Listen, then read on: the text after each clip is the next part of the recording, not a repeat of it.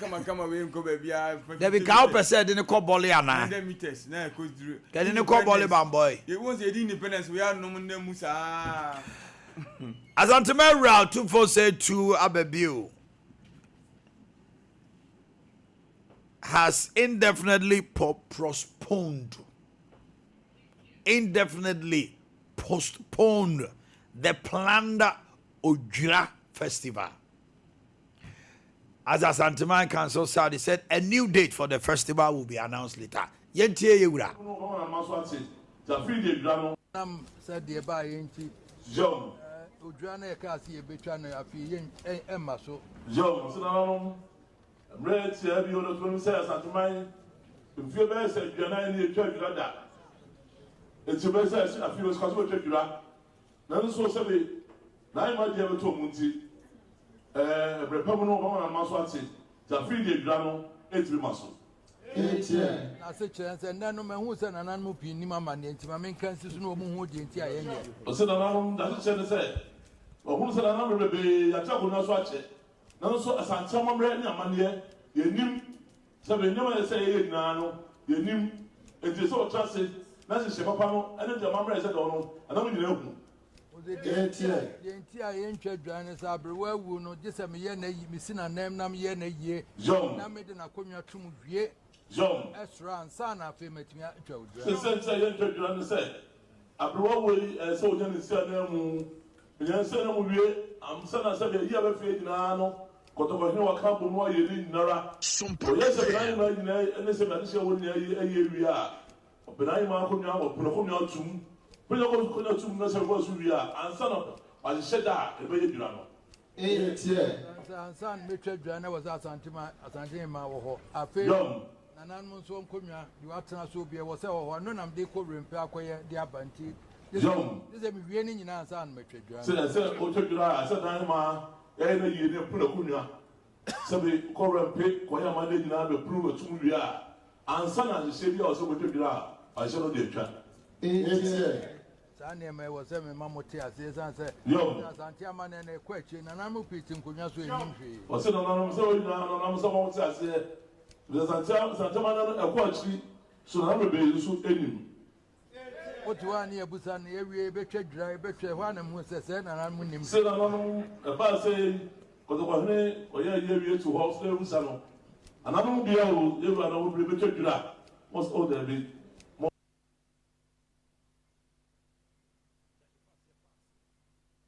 Okay. I don't see Santimera, I don't know. I 790 cow. Now, I don't two friends. You rap Bachona, you be Diana. Ah! Why you didn't know who's away? Why you need more? Also, who said, I don't be bleeding Kunyasu was at Tamara. Over the motion. 40 years. And I only may monitor and I did 2 years or any 2 years. Yet to usher that for the meantime. People were asking, say, Asante, you do dra. What does it? It been so dry, no, yeah. Other people feel so dry, Eastin, Achim for the do dry. Cape Coast. No, yeah, maybe I want to for you move free with Fenny. Oh, Papaya or born among for years. In Tim Jackery, Denchra, very good. Do we get Denchra? Eastern quantity. Asante Festival, it's like every 10 years, eh? Every decade. 5 and 10. 10 years. 10 years. Because Santimera Rabbi, I say, first Ujra, 2010. I was at the Kumasi Sports Stadium. 40 years, you know, that's now grab by a new video, said, yeah, or more canna. Now the idea and then we day. I know it will be different thing. See, we are. We say, because a job okay, see me first ever. No, but you took it to grab. That was coronation installed. It was also about 99. 99. In 2010, it was a big festival. It will be different thing. Because according to the you almost just say fear the 9 40 years, that's 85 years, Anna. 85 will be needed. And just say, Opokware, my idiot. And if a pinner refi Ujra, there are a lot of Asante people who don't even know what Ujra means. Ojira. No, see. I na no trankunya ne bititi akunya so mfi aduo no aduasa wo mu ni mo dwira na me amtia na me ni ba na ye dey enti ose wo so oto ne bo ana bio ye nye ohima yi e wo se ni nsi anamu ba na ni nsi anamu no so tena dwam ne ye na yi so dwam no ka se disputed dey ho odwira am se fita enti enye ana tuntum so wo ho enti enye se tuntum ne ohima ye na yi enye intimacy intimacy but odwira no de ye be represent life me be se me hwe bi hu odwira da me hu bi da 85 ni awo me but me ntimi nka say the experience no aba makwa de hu odwira da hu bi da kra jakun out asante kra musa mu kra de me de odwira ba ko beto me aba sa jaje o chere no 85 no di fi say wo ya mebo age wa ha yaw na no wunya mfi aduanan no minimo with that 85 na me di be yaw they say already 40 years oh there we akwenta me come anim hey please akwenta kakraka ho ba kukura ndoso akwenta ya last year na odi 40 to na 41 ya ya bo ma age you cast 40 years every year we are 40 years last 2 years 40 years ya bo ma da bi yaw 40 years yaw no man kakra me from agency Ghana 40 I'm 53 years what do you say akwenta there be me ya ba adwumanti oh my Ghana high on there in people say obi chair wa ho onim say me bia wa chair wa je say wo de wunyini da na say the fact god o chair wa be say wo so nyini to chair ba no nim say wo wunyini no age no me bia obi o hu say wo me ben dey so sa ben so wunyini wo was ben dey so sa o ka say wo sa o ka so chere say wo you go here better cry no one tell see what's your problem me can say ya problem sir me say me kai yaw only 40 years achi yaw na say na do birthday na say na do birthday akwenta na say na mdi yes so the birthday no me calculate you oh akwenta o ka say bi da so e no dey da so no early 40s oh ene no kre na me person me go age no dem mo me ya ba adwuma na say jako de enyinya on the show e jako na ye baby wa on sa to so ka just on do ya obi otiwa what analysis me know say say na wo ye tri e jako moment we cho bi pen we e jako no e dey ade kwanu si yi na samfa wo vichira ntine pa fa wo vichira kakra pe adakwa we dey no mo ya jako we na 35 there oh me bro our bro oh my this is very secretive ya bo ma so ba ya be bi ma sama kan oh ya be bi wa hey na da je bi na aba bi aba ya point wo so 70 years ya mama appointment ya na wo appointment political appointment age ho da ya go da e bia obi to no asese say say you do constitution bia institution no me ade we as a concern no me ade na ministry no all dey out there agoda say no obeko pension so ntem anyway movement for change is now united party. We have evolved Sompa to the center of Ghanaian politics. Alan Chermatin. Yentino. Era. A new dawn in Ghanaian politics. A new dawn that will end the divisiveness, acrimony, and rancor in politics in Ghana. A new dawn that will also end the duopoly in Ghanaian politics by offering Ghanaians a credible alternative and eliminate the culture of winner takes all. A new dawn that will bring about economic transformation which will translate into massive job opportunities, golden age of business, and also create prosperity for our country. So, Yagres, Fanyom no 2 wine, the NTA woman, no. Collective strength and talent. Yes. That's it. That's it. Number Joe, man, you for you no my father.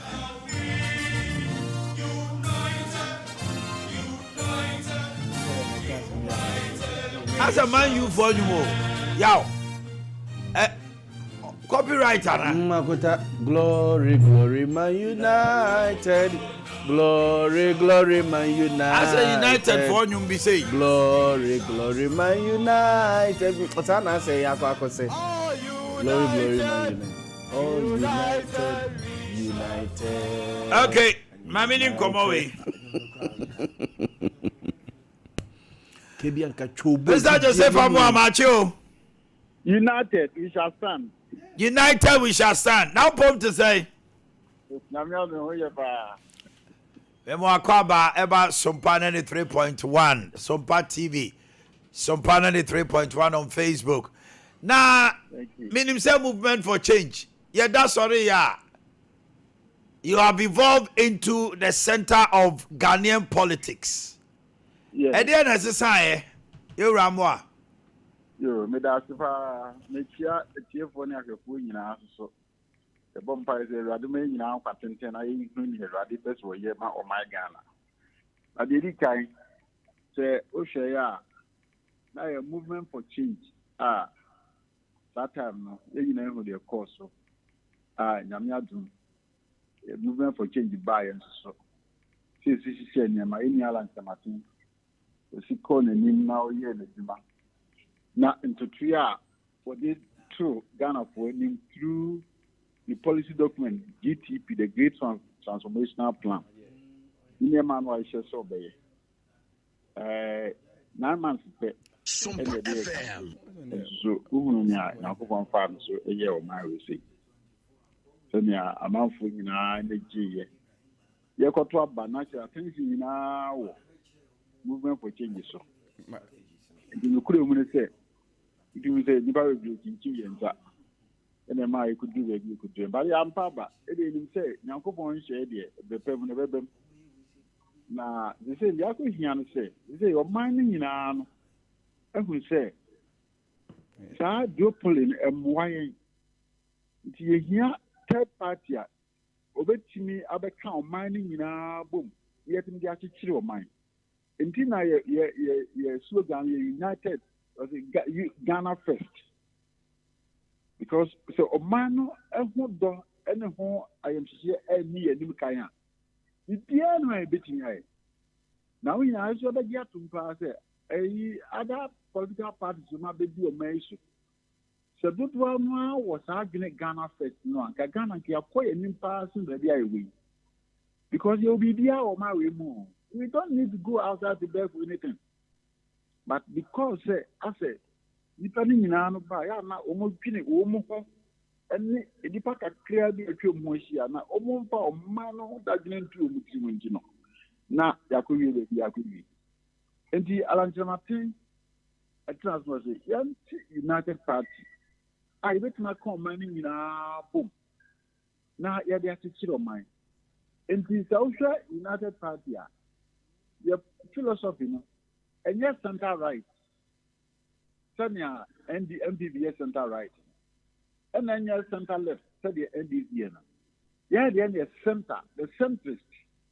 Ejina Fifi, the papa Pepi or Mua Bunkum, the one you found out more my remoa. One baby to come bomb near Chichiro Mano. The woman you have a bomb near Chichiro Mano because of man, I ain't a baby. So the Babuakan. And the but I didn't say United Party, what you say no.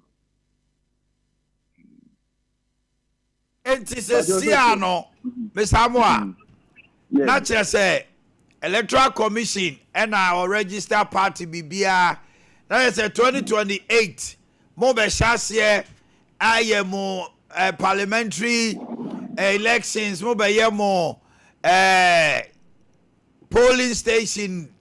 Constituency, executives, as I say, move yes, I am away in culminating into 2028 elections. Anna, without a question, 2028. What's it? Because So, all your party, you need to build your structures. So, Kaya, you have a problem, not a movement for change. Now, man, who beside and say, Mopa, anyone I'm not by the by propaganda can see a party, movement for change. Umoba,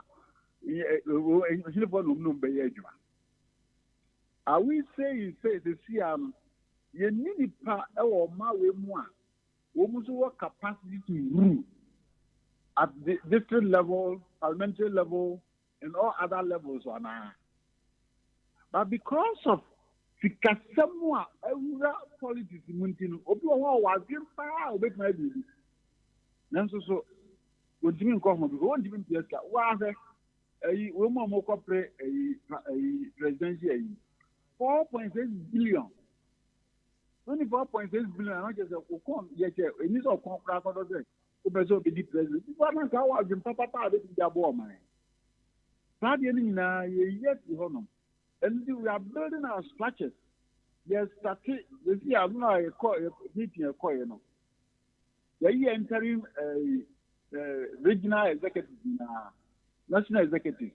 The first year from near building communities and itself. And now would be a general. Yeah, police station, you can't sell.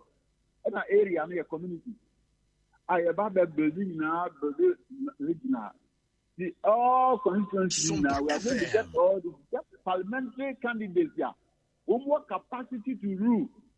Near the woman in our near the Afako, near Afako, Joe Mario. And united we shall win. United we shall win and part. You rather say from why better Siano pay. Okay. Until now they have come to stay. United Party. And no. No. Na Abubakar no waka say anyone wa pa Abubakar Boniface Sidik o say mo pa mo ye free MPP Sompa FM afa o beti e so o ma amnesty yenko yenti Abubakar. You are talking of tripartite. Confused. Sompa FM.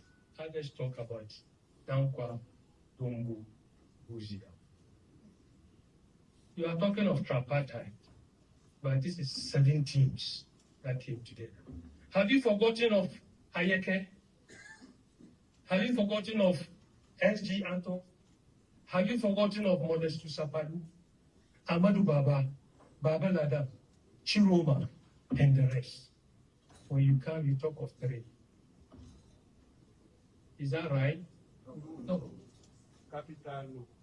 So please, we have come together. That the rejected stone will always become what? Cornerstone of the foundation.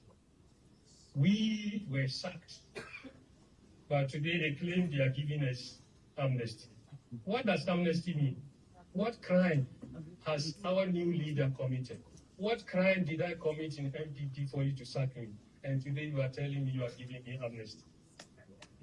No way. No way. When you divorce in Islam, when you divorce a woman 3 times, she's no longer your wife. So that kingdom come. I consider myself. I consider people like Baba Naji in the Islamic fraternity. Okay. And also, the national chairman of the National Democratic Congress, Johnson Esiedunketia, say the government will prioritize regional balance in the recruitment of personnel in the nation's security services. Ubia or region bia a base yefa engrofo soldier, police, prisons, customs, immigration. Region bia benya na chefa. Esiedunketia. When there's recruitment, they look at your surname before they decide whether to. We also promise to recruit people into our security services. Not just recruit, but to make sure that our security services are properly balanced, properly regionally balanced. we are departing from a system where people are recruited based on their surnames. When there's recruitment, they look at your surname before they decide whether to recruit you. We are doing away with that. And we are making sure that our security services will be properly balanced. So all the recruitments will now take place at regional levels. Okay. I don't see a say don't I don't know. Agenda 111. Former Health Minister Dr. Koboy say Omanhene Yaw mama. It will hear nyame animu na agenda 111 wa mana kangurem. O say eyene ya say enema ti say in fidi a egu ho no no. Omayi omani afri ho. Yo kwabra mi jan kanda wa nyame score. Okoboy say eyene ya papa. Agenda 111 fidi pa amudi akogugu one ne eya wie ni ade nyina no. Another what is a regional minister, Dr. Omanhene Yaw Public Accounts Committee, or say me and son, Washington regional, they are operational. Now, here you say by the end of the year, not me nuclear canon so I 5 face or movie piano, and also I operational. I don't know whether the Okoboy can or what regional minister seminar because almost more abandoned, but Okoboy, a medical doctor, and he's privy to some information we might not have. Legal counsel for Akosia Sewa, lawyer William Kusi, has publicly stated that the posture of the family head, Abusia Penny, is the primary cause of the conflict. Kusi? Denying of, unfortunately, you know the posture of the head of family from the beginning. That is the cause of the problem. If letters are written to you, denying of your right as a wife, I'm sure that you can't just sleep and let it pass by. So that is the originating. I have the sister of Lumba here, and she represented Akosua Sewa in court today, and this demonstrates the kind of love the family has for Akosua Sewa. You get the point. So those out there who are making noise and making statements, they need to understand how all these things played out. And they should know that Akosua Sewa is the victim, not Odobroni. We are committed to protecting the integrity of Lumba. And we are ready to work within time to ensure that on the day that has been set, the funeral will come on. And that is our project. And that's what we are going to do. Okay. My panel is seated. Ajako. And some of you are on the end also. Now, and they about some people are and they are discussing now. Get ready. Yaw. Some people. Say, Asamasi. There be Asamasi. Say, we are see. Wosikapa. Now, Yari. And he say, Yaw. Edeka. Now, wapum day. Then I'll be ye. Agoda yade ni se misisi ya enka ho enye sisi yade de wato a untimi nya hwe no sex nothing just say you are bedridden but sika ho yetimi ene enuro de but yade na ka wato ho a untimi nya ho hwe ena ehia wo de aka ba wo ahoden de na be yi to de twai ozi ekoba fato ekoba ayakoma mi tio cross view de be to so ayakoma tio ate oba ba me dance no pay na me ncha ya tie for me be set me hwe Okoboy agenda 111 issue na orizi ya no. That's right. Omanhene yeti kromo hatam o mo hyase de sa adwempo yi ebeto mountains no. They gave us clear timeline say 18 months on be bibia awie na fi so agenda 111 na hyase a function. Yes, do governance say continuous. We feel now we are to us. But maybe some questions there and now press conference no or the reasons in tia to complete agenda 111 no stated timeline na nke also we no aden one fair no anka one me antia say these were the challenges, the difficulties are na a woman tia agenda 111 said ye na nkom peso omo ye no woman to me anwi you know, we tend to use politics here, yeah, they cover bibia na ya ma yenkomodie ne and yama who do nyina ba be politics. Because what about Bontin say you see the NDC also coming out to counter.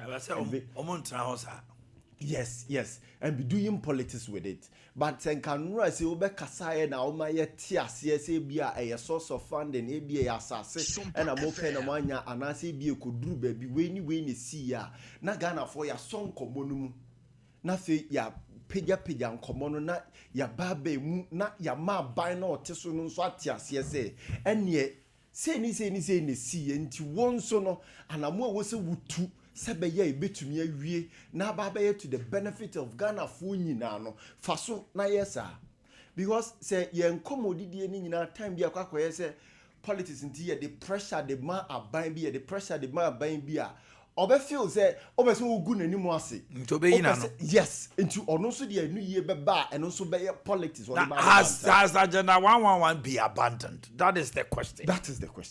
Because aban no so ba no ede anamona wotu ame ehu se on abandon yo on poi onyi nani mfriso kwabra mita kando na ye minister oba e wakwa pro what the information bia be go abonten anaso ono so aye politics as usual omo e ka se ti se ne wo kan omo ma timeline omo ntumi anwie fine wo ma timeline wo ntumi anwie esiusi kejeti abete yes wani na we di na china buy sika. Eti whether or pay budget to or pay budget to or no, it is a laudable project. Yes. 88 districts, any hospitals.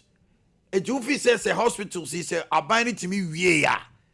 Who benefits? A Ghana for.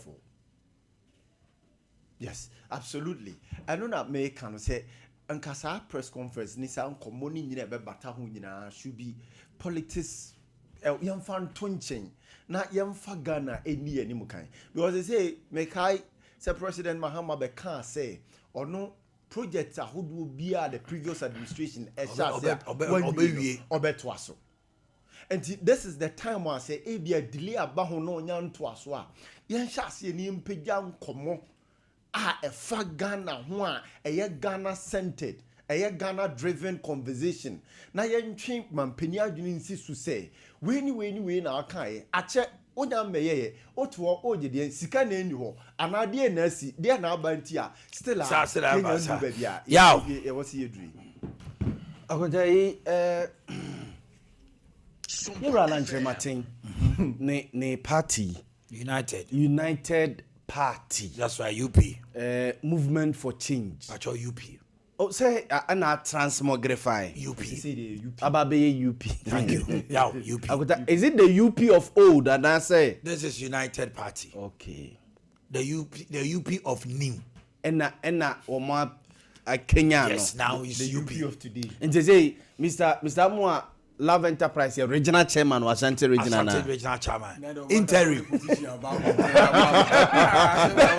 Oh, empty. No, say we didn't say capacity. Who you addressing? Who addressing? Oh, your leading member say, or your founding member of the party. Ashanti. Your founding member of the party. Empty. Or your regional chairman, Anna. Can't he ask a question? And I miss what is a party now coalition? He asked a question. He said, almost interim executives. Yes, it's here now. It's here now. Regional chairman. Can't you ask a question? Cancel. Go ahead. I would say yes. Bobia someone a general secretary. Adema UP. Meboa. Interim general secretary. So who? Interim general secretary for as I was so free to Chwana.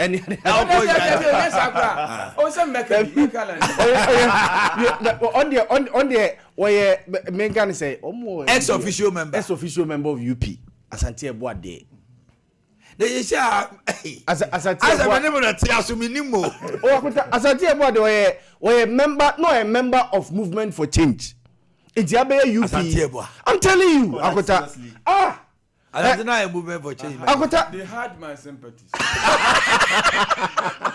That was soft heart the more. I was Eddie Meboa. I said, it's a part. I said they had. I said, yeah, a member. So now they do not have. kakra wom okay because me tears as electoral commission ma Alan documents for a party because ma catch Ghana for and so be political parties but we so offices across all the Alan office be na hunu even Ashanti adebo ha on the electoral commission in fact ade away say ehunu no mo de nema bia so mo do I don't know questions and can be say yete kwabere isa see ehunu alanchematen the party office bia ehunu UP party office movement ndie bia say why transmogrification what of it what transfer but movement any party so then e man call elections so okoy as an independent candidate yes omo as an independent say they were a party say they were a party so no offices were here fan no say 2028 elections ye nyankoi it say ebedu onoma enema obesisi no and be qualify no say they dey be ka ho an akota yesi conditions a ujira so di be radio station ni also unya console also unya filter also unya frequency unya console no unya filter na ade besi your friend say transmitter no so unya o si ba BFM number yi general secretary friend say general manager ba yi say hey ebi mutimi ye wachiri na omo frequency it's allowed me dey people say electoral commission say omo mra no masesa no na say every san e be ma license say function as a political party no or say unya offices in all the constituencies at least we do tests and there 2 tests half cra or say unya na bia o ma yen program Niema wudi go akwam se be ya all the constituencies sa offices na kota offices no so should be functional or say function na your staff ho say enunti na amamfo ka say the late Ekuadonko ene Kofi Apalumo no na GC niema no bebre no say ye de eno no yesusu dia a lot of them qualify akutenti no mo ba so adentina yakoba say Kojala Chematin he is following the queue akuta party in government bi also onya ne smaller party so unse kotokone has for no United Party smaller party of the government team probably dey akuta me oh dey be emra MPP wa bem no as I told you emra MPP wa bem no all of a sudden you say Kofi Akpalu o kan Kufuado no obekeke bi a kire wo meboa na Ekuadonko kebi Mahama first and kebi ma Kufuado a bigger party should always have a smaller party. A bigger party should always have a smaller party or the training in Kuala Namano. So it is about smaller parties, you know. Or ma be di wachi kakra na ye. It was like questions na me bisa. One. Political party mo ka che say answer political party say omiti about 275 when your offices were ho. That's right. Region kwa Alan party no region kwa no. All the 16 regions kwa be na all party office. Two meaning say na yesu so mo ka che say Abota say kuku aso ya Alan o. Kuku ade so ya Alan yen. E no send message. Kuku ade yen de. O ma me one the must be careful. Yesu so no. On the yen ne o. MPP on the MPP from UP. Our soft spot mala. MPP from UP to MPP no. Omo ka che so say na MPP use UP no. Omo can be che say so mo bo ade say party no na me say revolution era ni say anya man yentima party bi me use old name bi a fama I mean him say na because why is it this time around there yamala kwan no be use UP no at this so I need some clarification education on that because omo kan say MPP is it constitutional well I don't know because if it is constitutional Alan is not wrong if it is against the constitution Alan wouldn't have done that to me GD say they did their research and realized United Party can be used. And on my no question say Alan he had on the mechanics MPP and NDC no they are the bedrocks of our politics from MPP roots from GCPP to UPR and MPP to MPP NDC from PNDC to NDC Convention People's Party, CPP, National of all these years. Right. But my Alan is talking, say, is coming to build a janks of the duopoly. A new Jumaketwa. A new Anokeke.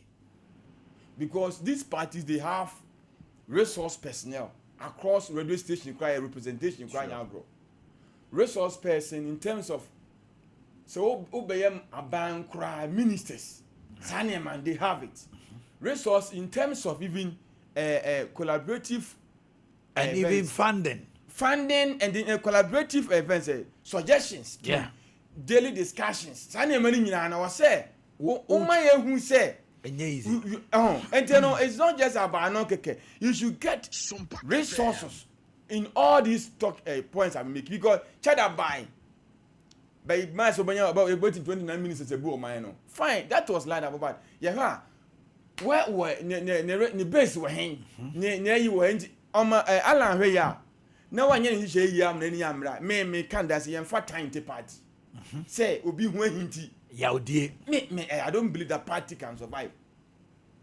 because party ni nyina omo nyina o baby obi to say Abubakar say he should be very measured with going forward nekasa because they metie ne kakra ya kra you can see straight away that so, he is bitter Siddiq Abubakar bitter say Alante party kra no person make him part in Ghana politics he can still make it one way and the party no I said when I Kennedy keke bia o ma start twa kire microphone no say on Paul Adomo kire interview and o ma we about you don't have to be a president to make an impact time I go $100,000 for Kolebu or start here you know and o mu twa ba say o say hu hia so be man penny so person we make impact and hia so be man penny and I make catch up say that time no now the Obama time na or Hawaii no ocean no nim so be man penny it is obi ka say samre no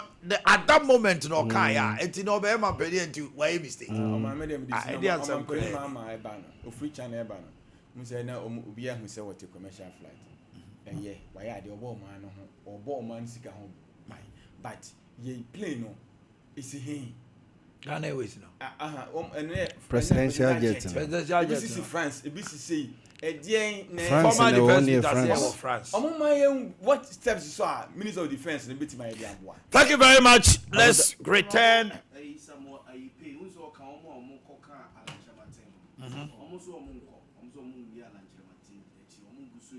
preparation are returning to MPP. I pay mo say omo de omo nko. I pay mo say omo. Say na movement. But also party there. Party there. Amnesty na e de ma no. Yes, omo di akire normal year the appropriate and normal returning to. Ala ni asema ba. Agotawada ma ye ba na lumba asemi mama me. Omanhene Yaw Boakye, your man in the morning.